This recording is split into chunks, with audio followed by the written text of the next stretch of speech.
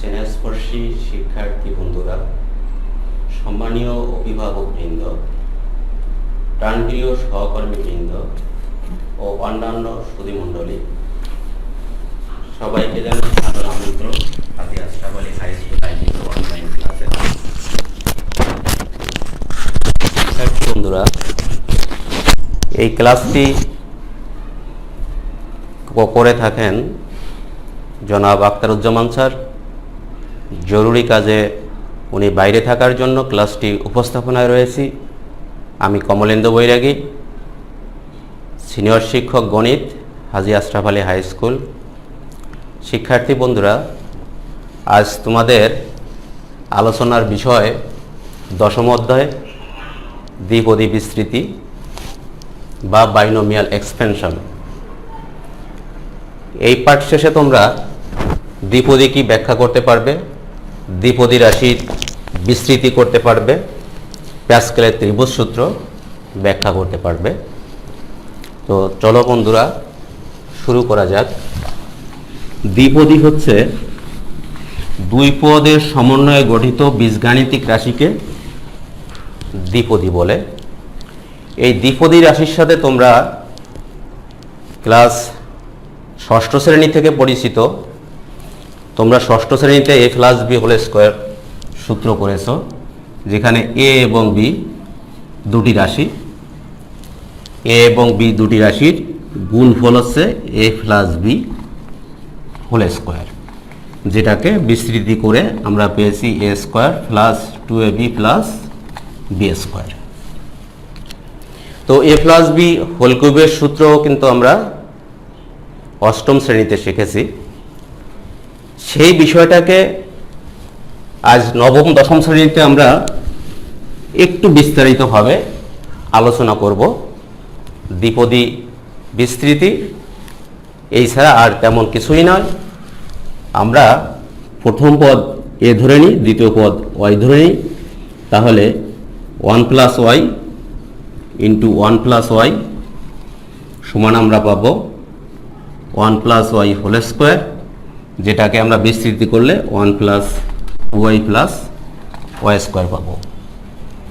যদি আমরা 1 plus Y whole স্কোয়ারের সাথে 1 প্লাস ওয়াই গুণ করি, 1 প্লাস ওয়াই হোল কিউব পাবো। আমরা এটাকে বিস্তৃতি করলে পাবো 3y plus 3y square plus y cube. এভাবে যখন আমরা গুণ করতে থাকব, তখন এক পর্যায়ে পাওয়ার বাড়তে থাকবে এবং গুণফলটা বিস্তৃতি লাভ করবে এবং অনেক বড় হয়ে যাবে। সেক্ষেত্রে আমাদের কিছু কৌশল অবলম্বন করতে হবে, যেটা আমরা এখন দেখব। এই পাওয়ার যদি 0 থেকে n পর্যন্ত হয়, অর্থাৎ তোমাদের বইয়ের আলোকে দ্বিপদী বিস্তৃতির ঘাত অঋণাত্মক সংখ্যা পর্যন্ত সীমাবদ্ধ, উচ্চতর শ্রেণীতে তোমরা এটার আরও বেশি ব্যাপকতা দেখতে পাবে।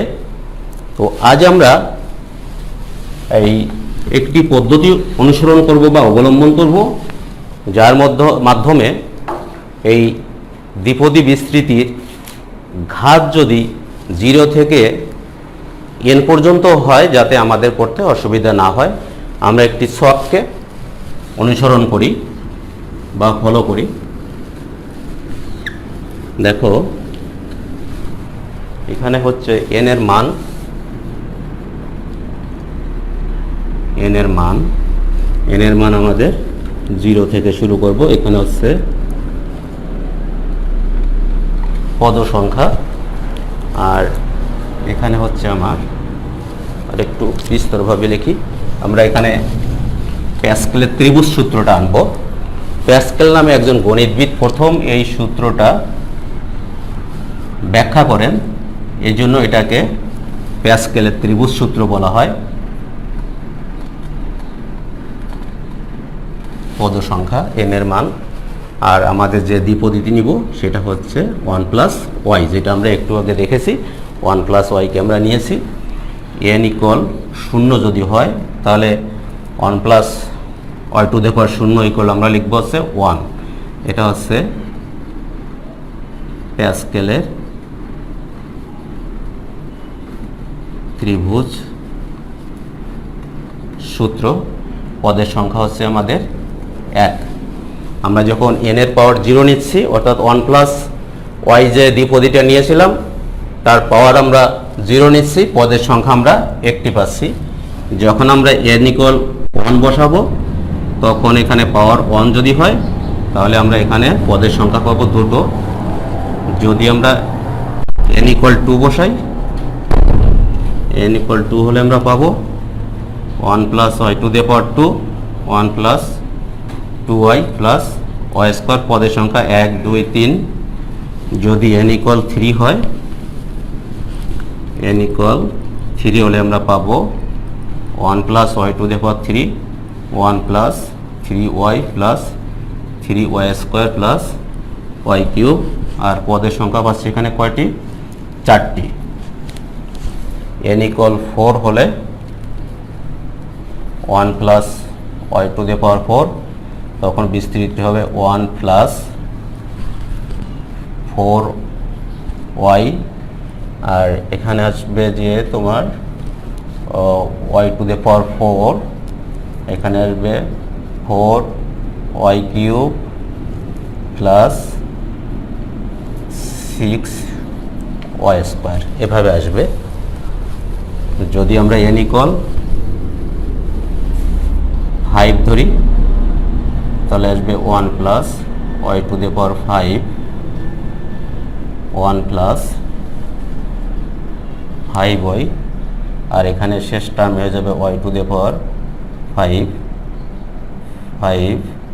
ওয়াই টু দি পাওয়ার কত? 4। এখানে আসবে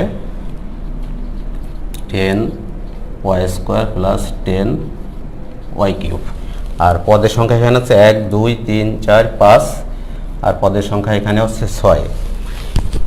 এই যে দ্বিপদী বিস্তৃতিটা আমরা দেখলাম, এখান থেকে আমরা একটা সিদ্ধান্তে পৌঁছাতে পারি, যদি আমাদের পাওয়ার 0 হয় পদের সংখ্যা 1, পাওয়ার যদি 1 হয় পদের সংখ্যা 2, পাওয়ার যদি 2 হয় পদের সংখ্যা 3। একইভাবে পাওয়ার যদি n প্লাস 1 হয় পদের সংখ্যা হবে n, পদের সংখ্যা হবে n প্লাস 2। অর্থাৎ আমার পাওয়ার যা হবে পদের সংখ্যা তার থেকে একটা বেশি হবে বিস্তৃতি করলে। এখানে যখন আমাদের বিস্তৃতিতে কিউব আছে পদের সংখ্যা আছে 4, যখন পাওয়ার 4 আছে পদের সংখ্যা আছে 5, যখন পাওয়ার 5 আছে পদের সংখ্যা আছে 6। একইভাবে যখন পাওয়ার n হবে পদের সংখ্যা হবে n প্লাস 1। আর এই ওয়াইয়ের বাইরে যে সংখ্যাগুলো আছে সেগুলোকে বলা হয় ওয়াইয়ের সহগ। তো দেখো শিক্ষার্থী বন্ধুরা, ওয়াইয়ের কোএফিসিয়েন্ট বা সহগগুলো নিয়ে আমরা একটা ত্রিভুজ গঠন করতে পারি। ত্রিভুজটা এমন হবে,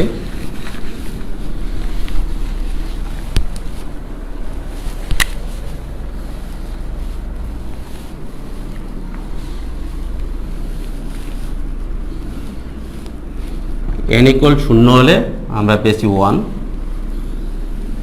n ইকুয়াল 1 হলে আমরা পেয়েছি 1 1, n ইকুয়াল 2 হলে আমরা সহগ পেয়েছি 1 1 and 2, n ইকুয়াল 3 হলে আমরা সহগ পেয়েছি 1 1 3 3, n ইকুয়াল 4 হলে আমরা সহগ পেয়েছি 1 1 4 4 6, n ইকুয়াল 5 হলে আমরা সহগ পেয়েছি 1 1, সবসময়ই আসবে, এখানে দুই পাশে 1 থাকবে, 5 5 10 10।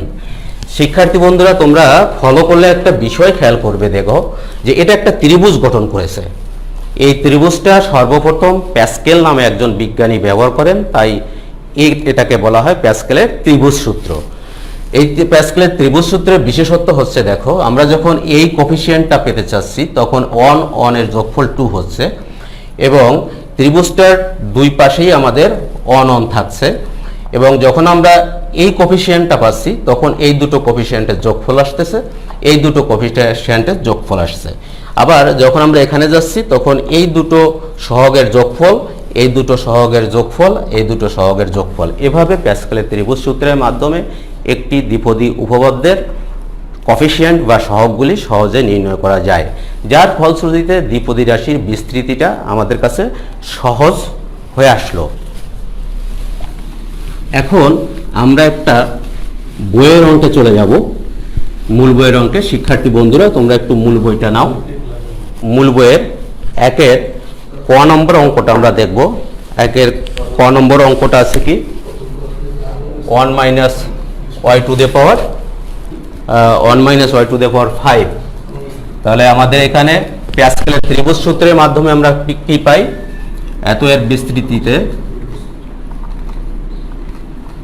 বিস্তৃতিতে প্যাসকেলের ত্রিভুজ সূত্র প্রয়োগ করে পাই, কি পাই আমরা দেখেছি। প্রথমে আমাদের আসবে 1, তারপর আসবে 1 1, তারপর আসবে 1 1 2 1 1 3 3। দেখতে হবে আমাদের পাওয়ার কত আছে 5, এবং আমাদের সহগ হবে তখন 6টা।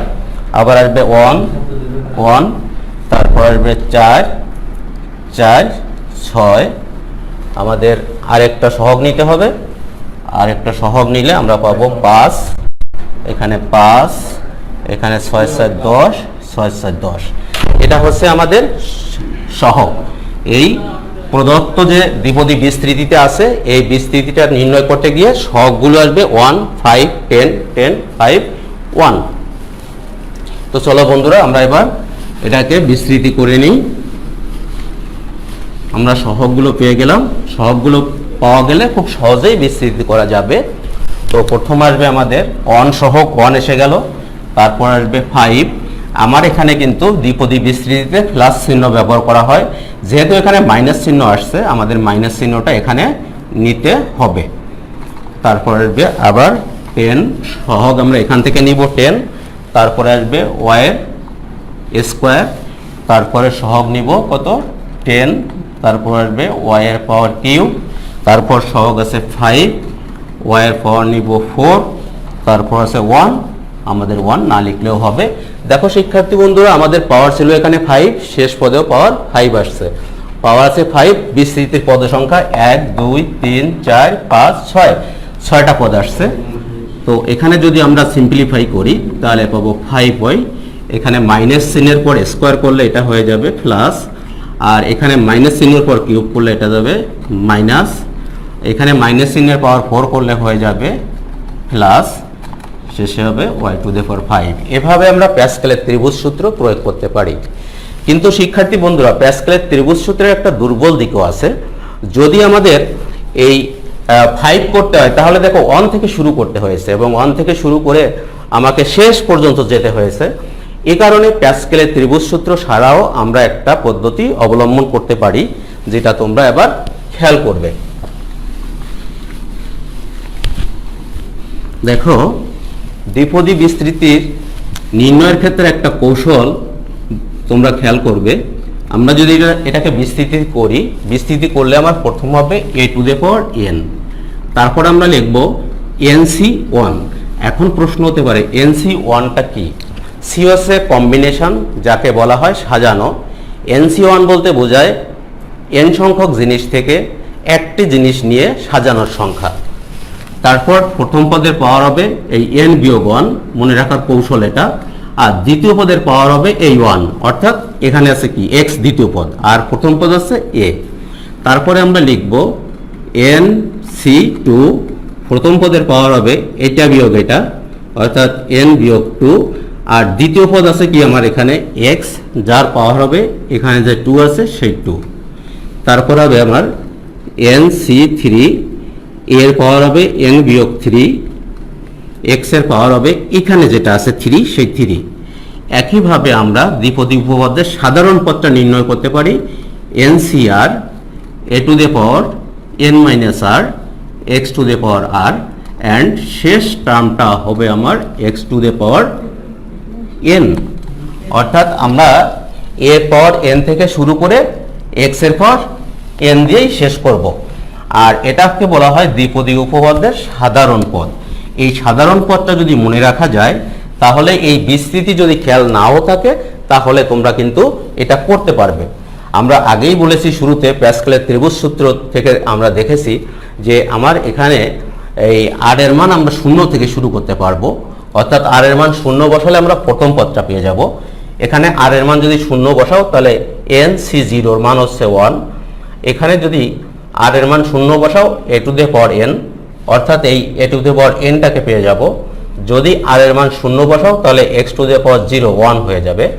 এক্স টু দ্য পাওয়ার 0 হচ্ছে 1, আর এন সি জিরোর মান হচ্ছে 1। আর এখানে আসবে যদি আর এর মান 0 বসাই তাহলে এ টু দ্য পাওয়ার এন, অর্থাৎ ফার্স্ট টার্মটা আসবে। যদি আমরা আর এর মান 1 বসাই তাহলে সেকেন্ড টার্ম চলে আসে। এখানে যদি 1 বসাই NC1, দেখো যে NC1 আসে। যদি আমরা এখানে আর এর মান 1 বসাই এ টু দ্য পাওয়ার n-1 আসে। যদি আর এর মান এখানে 1 বসাই এক্স টু দ্য পাওয়ার 1, অর্থাৎ এই সাধারণ পদে যদি আমরা 1 বসাই তাহলে দ্বিতীয় পদ পেয়ে যাব। এই সাধারণ পদে যদি 2 বসাই তাহলে তৃতীয় পদ পেয়ে যাব। একইভাবে সাধারণ পদে যদি আমরা n বসাই তাহলে এই শেষ পদটি পেয়ে যাব। দেখো এখানে NCN এটার মান হচ্ছে 1, এগুলো একটু খেয়াল রাখতে হবে। অবজেক্টিভ আকারে পরীক্ষায়ও প্রায়ই আসে NCN হচ্ছে 1, অর্থাৎ n সংখ্যক জিনিস থেকে n সংখ্যক জিনিস নিয়ে সাজানোর সংখ্যা হবে 1। আমরা একটা উদাহরণ দিতে পারি, 4টি জিনিস থেকে 4টি জিনিস নিয়ে যদি সাজাই তাকে সাজানোর সংখ্যা পাবো আমরা 1। কারণ আমরা 4টি কমলা লেবুকে যদি একসাথে নিয়ে নেই তাহলে আমরা একভাবেই সাজাতে পারবো। যদি আমরা 4টি কমলা লেবু থেকে একটি কমলা লেবু নেই, একটি একটি করে নিই, তাহলে 4টি কমলা লেবু 4 বার নিব, অর্থাৎ সেক্ষেত্রে সাজানোর সংখ্যা হবে 4। অর্থাৎ এখান থেকে আমরা বলতে পারি NC1 ইকুয়াল হচ্ছে n, যেমন 4C1 ইকুয়াল হলো 4। একইভাবে 5টি জিনিস থেকে যদি একটি জিনিস নিয়ে সাজাই তাহলে আমরা 5 বার নিতে পারবো এবং 5 ভাবে সাজাতে পারবো। এটা হচ্ছে NCN, NC1 অথবা যে কোনো 5C1, 5C1 বা 5C2, 5C4 এভাবেও সাজানো যাবে। আমরা সেটা একটু পরে দেখব। আমরা আগে এই দ্বিপদী বিস্তৃতিটা যেভাবে হলো সেটাকে খেয়াল রাখব। এবার মূল বইয়ের একটা অঙ্কে আমরা এই দ্বিপদীর সূত্রটি প্রয়োগ করতে যাচ্ছি। আমাদের মূল বইয়ের খ নম্বর অঙ্কটা, শিক্ষার্থী বন্ধুরা তোমরা যদি এটা চেষ্টা করো তাহলে প্যাসকেলের ত্রিভুজ সূত্র প্রয়োগ করতে পারবে, আর আমি যে দ্বিপদী বিস্তৃতিটা দেখাইছি সেটাও প্রয়োগ করতে পারবে। দেখো 1 plus toys x two the পাওয়ার কত আছে আমার 5। তো আমার ওই সূত্র অনুযায়ী যদি আমি এটাকে লিখি তাহলে প্রথম হবে 1 টু দ্য পাওয়ার 5, তারপর হবে 5C1, আর 1 এর পাওয়ার হবে 5 বিয়োগ 1 অর্থাৎ 4, আর দ্বিতীয় পদ আছে আমার টয়েস এক্স যার পাওয়ার হবে যে 1। আবার 5C2, এখানে প্রথম পদ আছে কত 1 যার পাওয়ার হবে 5 বিয়োগ 2 অর্থাৎ 3 আমরা বসাতে পারি, একবারে 3 বসাই দিই, তারপর হবে টয়েস এক্স এর পাওয়ার 2। এভাবে আমরা এটা লিখতে পারবো। আমরা এটাকে 3 পদ পর্যন্ত বিস্তৃতি করলাম। এখন দেখো 1 এর পাওয়ার যদি 5 করি 1 পেয়ে যাব, 5C1 এ আমরা পেয়ে যাব 5, আর 1 এর পাওয়ার যাই করি না কেন 1 হয়ে যাবে, আর এখান থেকে আসবে টয়েস এক্স। আর 5C2 তে আমরা পাবো 10, আর এখানে 1 এর পাওয়ার যা করি না কেন 1 হয়ে যাবে, 2 এর পাওয়ার 2 করলে হবে 2 2 গুণে 4, আর x এর পাওয়ার স্কোয়ার দিলে x স্কোয়ার। তো শিক্ষার্থী বন্ধুরা তোমরা 5C1 এটা ক্যালকুলেটর ব্যবহার করে সহজেই আনতে পারবে, কারণ দ্বিপদী রাশির অঙ্কগুলো একটু বড় হয়, সেক্ষেত্রে তোমাদের সায়েন্টিফিক ক্যালকুলেটর ব্যবহারের অনুমতি আছে, তোমরা সেখান থেকে এই মানটা নিয়ে আসলে সুবিধা হবে। তবে ক্যালকুলেটর ছাড়াও কিন্তু এই মান বের করা যায়, সেটা আমি একটু পরেই দেখাবো। 5 2 গুণে 10, 4 10 কে 40 এক্স স্কোয়ার। এভাবে এটা কটি পদ হবে, যেহেতু পাওয়ার আছে আমাদের 5 সুতরাং এখানে 6টি পদ হবে। আমি তোমাদের 3টি পদ বের করে দেখালাম, তোমরা এইভাবে 6টি পদ বের করতে পারবে। এবার আমি যেটা বলেছিলাম যে 5C2 বা 5C1 ক্যালকুলেটর ছাড়া কিভাবে বের করা যায় একটু দেখো। NCR সূত্রটা সেক্ষেত্রে তোমাদের মনে রাখতে হবে। এটার নিয়ম হচ্ছে উপরের সংখ্যাটার ফ্যাক্টরিয়াল ভাগ নিচের সংখ্যার ফ্যাক্টরিয়াল ইন্টু উপরের সংখ্যা মাইনাস নিচের সংখ্যার ফ্যাক্টরিয়াল। সূত্রটা আরেকবার খেয়াল করো, উপরের সংখ্যার ফ্যাক্টরিয়াল ভাগ নিচের সংখ্যাটির ফ্যাক্টরিয়াল ইন্টু উপরের সংখ্যা বিয়োগ নিচের সংখ্যার ফ্যাক্টরিয়াল। তো এটাকে অনুসরণ করে যদি আমরা 5c2কে ভাঙি তাহলে আমরা লিখব 5 ফ্যাক্টরিয়াল ভাগ 2 ফ্যাক্টরিয়াল ইন্টু 5 বিয়োগ 2, অর্থাৎ এখানে আমরা করেছিলাম n মাইনাস r, আমার এখানে n এর মান হচ্ছে 5 আর r এর মান হচ্ছে 2। তো সেক্ষেত্রে আমাদের n মাইনাস r যদি করি, অর্থাৎ এখানে 5 মাইনাস 2 করলে আমরা পাবো 3। এখন 5 ফ্যাক্টরিয়ালকে কিভাবে ভাঙা যায় দেখো, 5 ফ্যাক্টরিয়ালকে লেখা যাবে 5 into 5 minus 1, 5 minus 2, 5 minus 3, 5 minus 4, তারপর 5 মাইনাস 5, যেটা লেখার দরকার আমাদের নেই। ফ্যাক্টরিয়াল 2কে আমরা একইভাবে লিখতে পারবো 2 ইন্টু 2 মাইনাস 1, ফ্যাক্টরিয়াল 3কে লিখতে পারবো আমরা 3 ইন্টু 3 মাইনাস 1, 3 মাইনাস 2, তারপর 3 মাইনাস 3 করলে 0 হয়ে যাবে, এই কারণে আমরা 3 মাইনাস 3 আর করতে পারবো না। এবার খেয়াল করো শিক্ষার্থী বন্ধুরা, আমরা যদি এটা করি তাহলে আমাদের কি আসবে, 5 ইন্টু 4 ইন্টু 3 ইন্টু 2 ইন্টু 1, নিচে আসবে কি 2 ইন্টু 1, তারপর আসবে 3 ইন্টু 2 ইন্টু 1। শিক্ষার্থী বন্ধুরা এটা কাটা যায়, এটা কাটা যায়, তাহলে 5 দুগুণে 10, তার মানে 5c2তে 10 আসবে। তো এত বিস্তর কাজ করে 5c2 এর মানটা যদি দেখাতে চাও পরীক্ষার হলে, একদিকে সময়ের ব্যাপার আর একদিকে ভুল হওয়ার সম্ভাবনা আছে, এ কারণে তোমরা ক্যালকুলেটর ব্যবহার করে কাজটি করতে পারবে। শিক্ষার্থী বন্ধুরা আমাদের সময় শেষ হয়ে আসছে, আগামী ক্লাসে আমরা অনুশীলনীর আরও কিছু অঙ্ক দেখব, তারপর আমরা সৃজনশীলে চলে যাব। তো আজ এই পর্যন্ত। আমাদের আরও সম্মানিত শিক্ষকবৃন্দ আছেন, ওনারা ক্লাস নেবেন, এরপরে ক্লাস নেবেন আমাদের সম্মানীয় শ্রদ্ধেয় সোহেল স্যার, উনি আমাদের অ্যাসিস্ট্যান্ট হেড স্যার। তো আমি এখানেই শেষ করছি, তোমরা সবাই ভালো থাকবে, তোমরা করোনার সকল নির্দেশনা মেনে চলবে, হ্যান্ড স্যানিটাইজ করবে, মাস্ক পরবে, গ্লাভস পরবে এবং সাবধান থাকবে। তোমাদের সকলের সুস্বাস্থ্য কামনা করে শেষ করছি। ধন্যবাদ সবাইকে।